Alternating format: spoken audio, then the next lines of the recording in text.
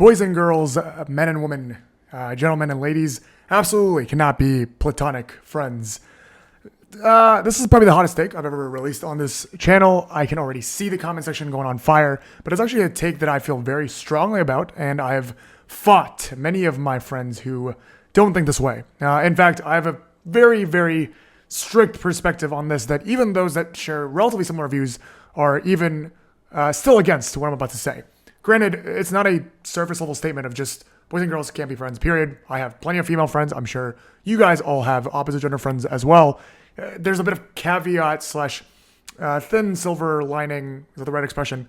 A bunch of criteria that I'm about to explain when I say boys and girls can't be friends. Again, I have tons of female friends. I am sure that you guys, if you're a girl, have tons of guy friends. If you're a guy, have tons of girlfriends. But simply put, I think if you have a female friend or if you have a male friend, whatever your gender you are, the opposite of it, let's say you draw a graph, and I'm about to get super nerdy here for a second. Graph. And the x-axis is time.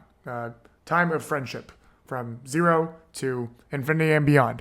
And y is tension or interest, romantic peak. You could call it sexual tension, but I'm just going to call it interest, tension. I don't think there exists a single graph between a boy and a girl that has maintained a friendship over X period of time where this slope is absolutely zero. It could be mostly zero. It could be 99.9999% zero. In fact, I would say if that friendship has lasted this long, it is probably 99.999% zero, because if there was tension or if people acted on that tension and that tension wasn't reciprocated, that friendship will probably end because it's awkward, or if both people are big enough people that can move on, maybe they could have moved on, but it can't be the same as before. But again, I don't think there exists any graph where that slope is zero. There is at least some point where that slope could be 0.0001 for those of you who are mathy in front of x, y equals mx plus b. The m could be the most minuscule amount, 0.0001, but there has to be at least a flicker during that time period. Let me give you an example. Let's say I have a friend named Sarah, and I hope any of my friends who are actually named Sarah who are watching this doesn't think that this applies to them, but I guess if this video actually is something that I believe in, which I do, I guess it theoretically could have happened to them. Good thing I don't have many friends named Sarah. I don't think I do. Anyways, X graph, I've been friends with Sarah for 10 years. There has to be at least one point in that graph where I was, I don't know, dropping off Sarah or saying bye to Sarah, and she was turning around, and I go, split second, tiniest of second. It could be Sarah looks cute today. Sarah looks like a girl today. Sarah feels like a girl to me today. Again, I don't mean friendships between men and women don't exist. In fact, tons of them exist. If I had to count, at least until recently, and this is the second part of this video, I think I've had more female friends than male friends. I enjoy talking. I'm not a very athletic person. My hobbies don't really align with typical male hobbies. I don't like video games. I don't play any sports extensively. I don't like talking about sports. I am more aligned to hanging out with the stereotypical girl than the stereotypical guy. So in my lifetime, I would say over the aggregate amount, I've had more female friends than male friends.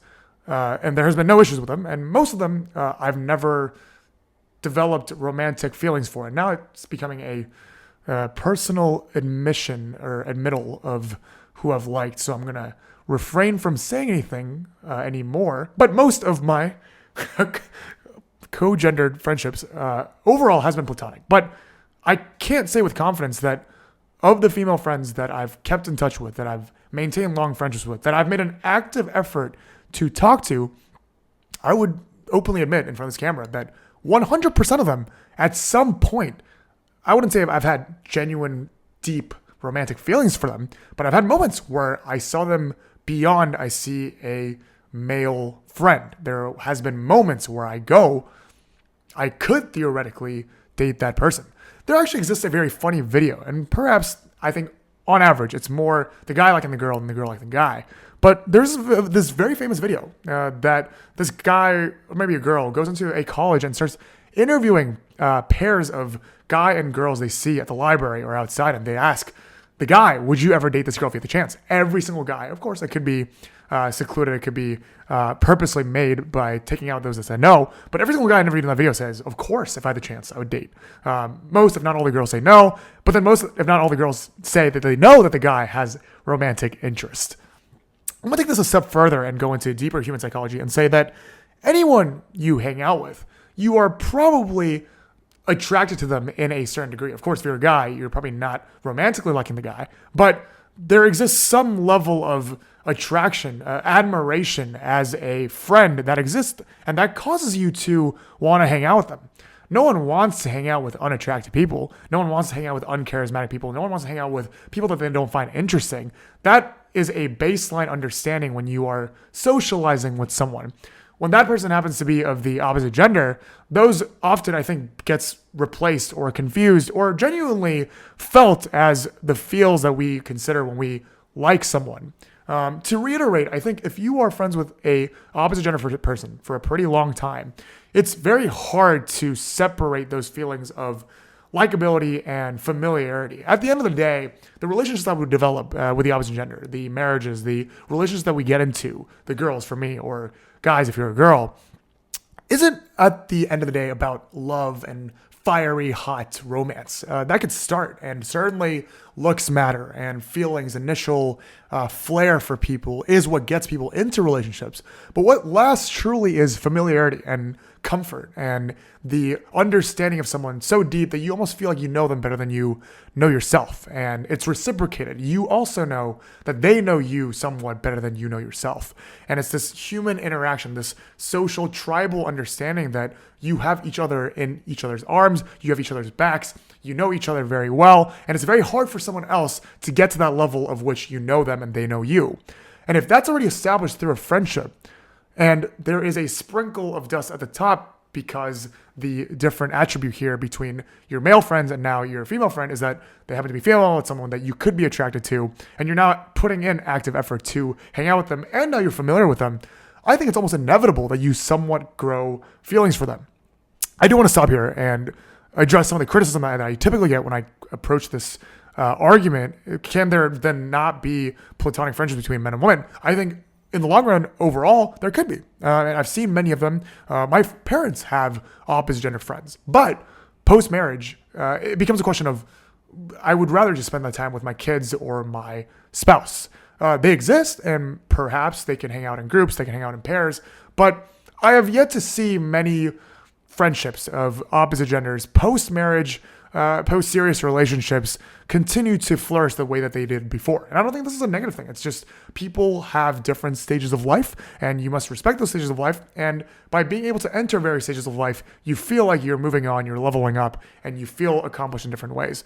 Granted, is everyone called to be married? No. There's plenty of happy people that aren't married. There's plenty of people that continue long-lasting platonic friendships with the opposite gender. But I think in general, at a time where there's various truths and various opinions, I think it's very hard to sustain opposite gender friendships the same way that you did when you were younger, when things weren't as serious, when you could have feelings and it's not a problem.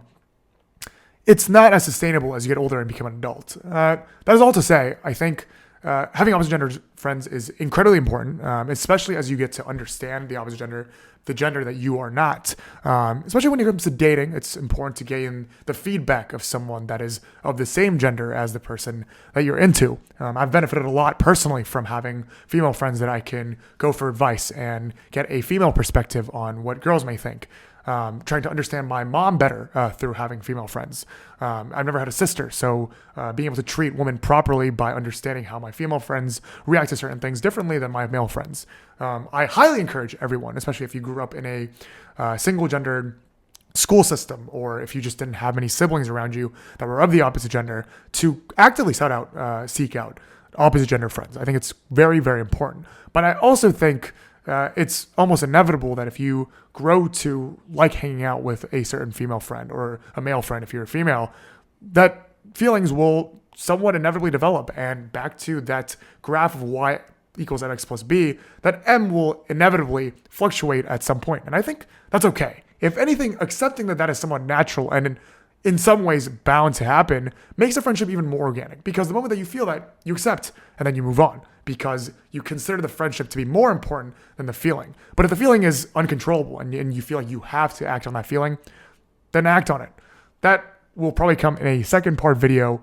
I thank you guys for watching. I am somewhat scared of being positioned as an overly traditional person, but that's just who I am. I stand by the title of this video, the thesis of this video. If you guys have questions or strongly want to fight against me, please reply in the comments below, and I will continue to bring hot takes that people are typically scared to say nowadays to this channel. It's been Brian John. I will see you guys next time. Let's go.